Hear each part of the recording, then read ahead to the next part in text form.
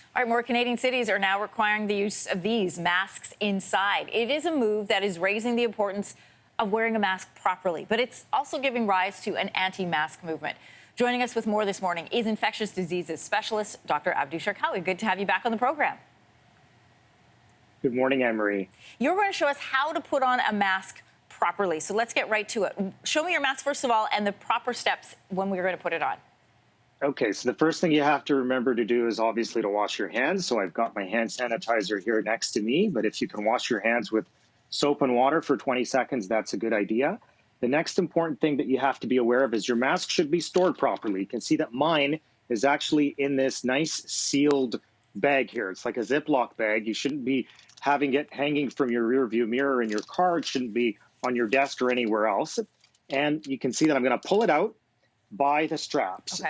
Okay.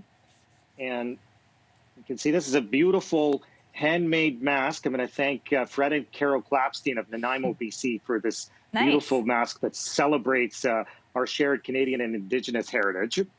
And I'm going to hold it only by the straps. Okay. And I'm going to take off my glasses. You don't want anything to get in the way. Okay. And then I'm going to carefully put it on. Okay. And some of them will have a wire loop right in the middle here that I'm just going to try and pinch to make sure I've got a good seal. And from the bottom, I'm going to carefully pull it down, okay, to make sure that I've got a good seal. Now, here's a good test to make sure you've got a reasonable seal. If you have glasses, you can put them on. And if your glasses are not fogging up, you've probably got a pretty good seal. Now, a lot of people do complain that their glasses do fog up. If that's a problem, what you can do is wash your glasses with some hot soapy water before, and that creates a little bit of a barrier and a film that reduces the likelihood of your glasses fogging up. Okay. This is great to know. I'm also, yeah, absolutely. Now, another thing that a lot of people will say is, oh, I'm worried that I'm not getting enough oxygen in my body if I'm wearing a mask. So I can prove to you that, in fact, that is not the case. Since I wear one for many hours a day, and so do surgeons during operations and whatnot, I've got an oxygen probe right here on my hand, and I'm going to turn it on for everybody to see here, okay? This is the same type of oxygen probe we use in the hospital, in the emergency room, many settings. It's going to turn on here, and while I'm talking or doing anything that is exerting myself, I've got this upside down. Okay, there we go. Yeah. Okay. It's always tough to do it on the FaceTime. I can assure you that I am alive. Good. Okay.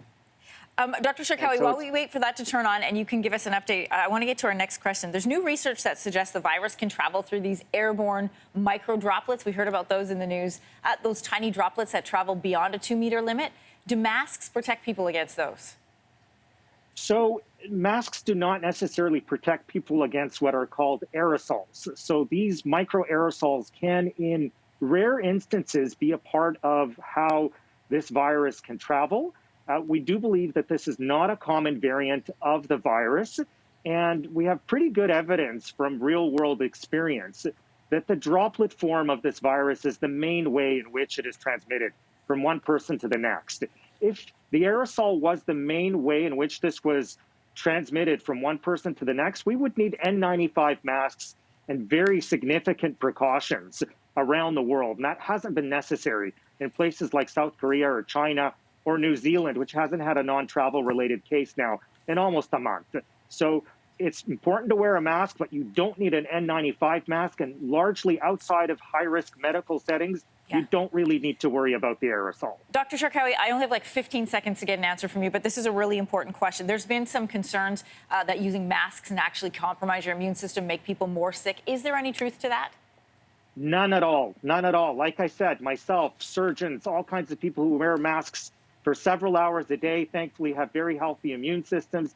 You can see I've got a perfect score here of 100% oxygen. We're doing fine. I could go for a run and hopefully it wouldn't go down any further. Dr. Sharkawi, I'm going to take my mask off. Oh, yeah. Show me the just correct to show way. you. Okay. I'm going to close my eyes. I'm going to lean forward. Okay.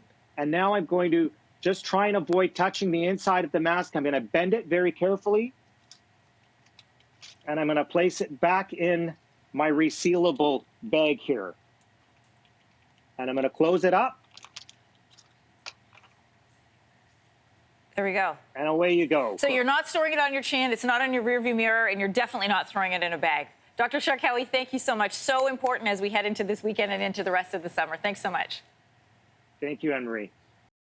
Thanks for watching. If you like this, be sure to subscribe here. And you can check out more Your Morning videos right here.